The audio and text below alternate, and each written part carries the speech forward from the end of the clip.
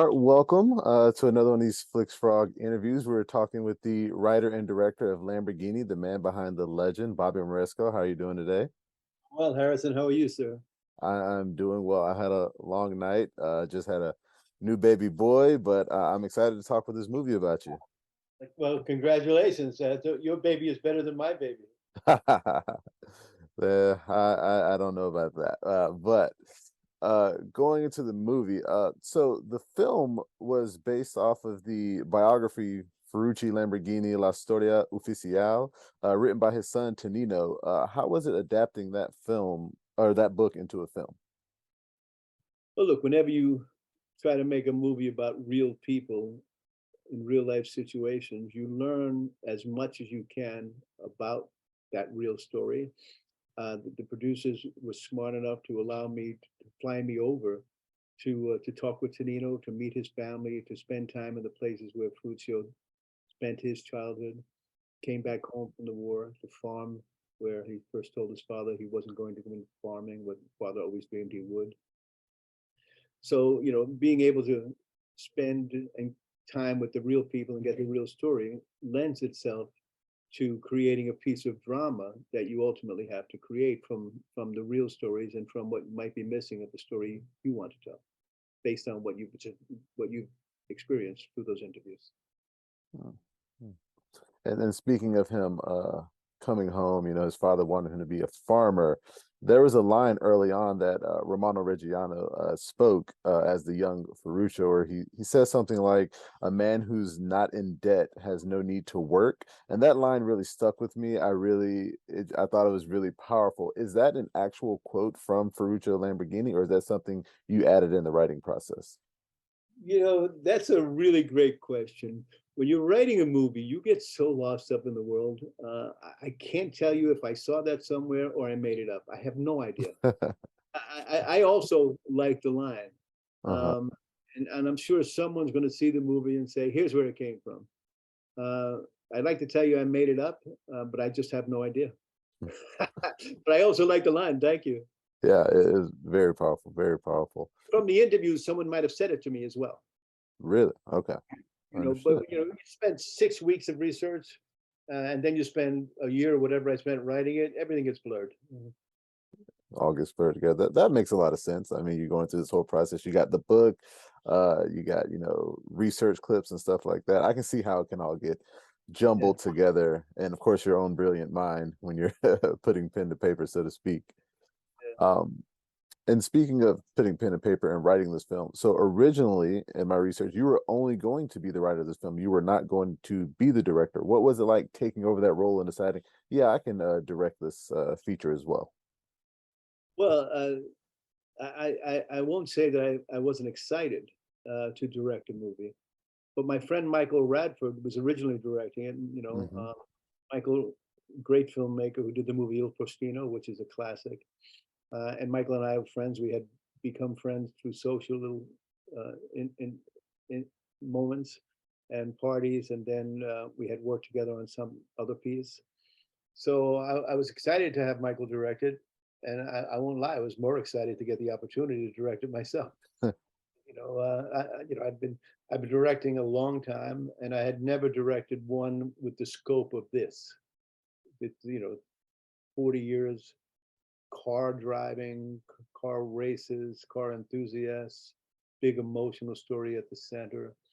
I felt like, oh, this is something new for me. And anytime it's something new, you get a chance to do it. It's wonderful. I directed some movies. I directed on Broadway, off Broadway, directed my own television shows, but never a movie of this scope. It was really exciting, and I was grateful to have the opportunity. And I think we wound up with a good movie. I agree. It's a really solid film. For me though, I really wanted more. I wanted this film to be a lot longer. I started getting really into the minutia of him like designing the car and building the car and just wanted to make something that not only himself but the people could enjoy when they buy one of these luxury sports cars. Is there are there scenes that are on the cutting room floor that you wish, man, I wish I could fit that in the final product?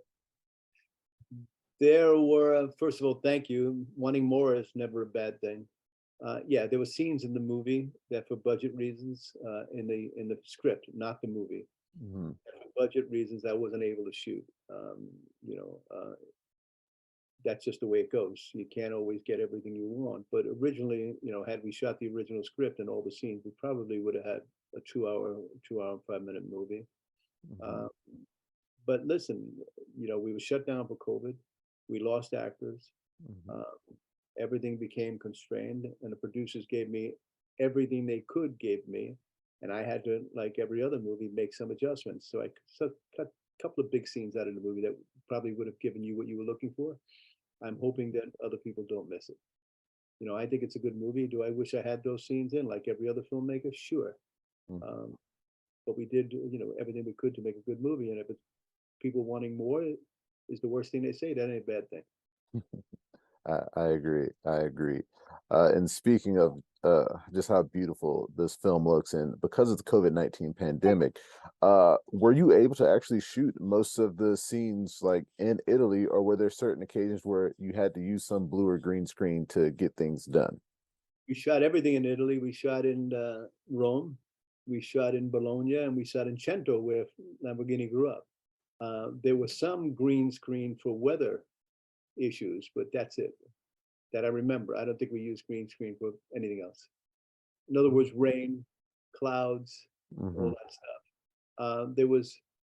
There was a scene in the garage, and we wanted to have the bus stop across the way, even though it was around the corner. We had the location, we couldn't tie it in the way I wanted to do, and so we used a green screen for that. I shot the corner where the bus comes, and then I tied it in with the garage, so it feels like the garage is right across the way.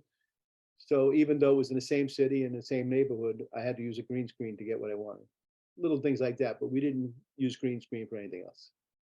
Gotcha. And my final question for you here today, I know you're a really busy man. So what was it like working with this cast, and in particular, like the young cast versus the older cast? I thought Romano Reggiano was fantastic. I really enjoyed watching him, but then Frank Grillo portrays the older version of Ferruccio Lamborghini. How was it working with them? Did they ever meet on set? Were they totally separate? How was that process? Thank you for asking. I agree, but Romano is going to be a big star. But I thought Hana was great. I thought Chiara was great. I thought the younger actors are going to surprise everyone. Mhm. Uh, they're really good. And they were a pleasure to work with. Because they're newer, you spend a little bit more time with them, which I was able to do because we shot those scenes before COVID shut us down. When we had a lot more money, we had a lot more time, and we had an original budget that shrunk because of COVID. Um, so I was fortunate to have the time and the money to spend with the kids, quote unquote, the younger actors, which was fantastic. And then I was also fortunate when COVID shut us down and took time and money away from us to have three professionals like Mira, Frank, and Gabriel show up ready to go, ready to have to spend any time with them. They say, they said to me, "What's the scene about?" I said, "The scene's about this, and here's what's at stake." And they say, "Got it." And that's about the extent of the work you do with people like that. So it all worked out in a strange way. Had it been inverted, had I lost time and money because of COVID and had to work with the younger actors, it wouldn't have worked out nearly as well. And not for anything else, except, it takes time to become a pro like Frank Grillo or Gabriel or Mira to show up and be ready to go. It takes time to develop that, no matter how talented you are. So in the long run, it worked out really well. Well, that's great. Well, thank you very much for taking part in this interview for me. It was really great speaking with you and learning more about your thoughts on your movie, getting insight into the filming process. I wish you all the best. Can't wait to find out what you're going to do next. Well, thank you, Harrison, and God bless with the new baby. Thank you very much. Bye-bye. Bye.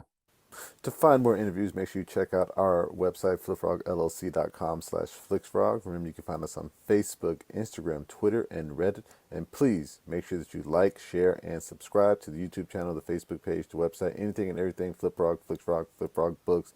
Make sure that you subscribe. And until next time, I'll be seeing you.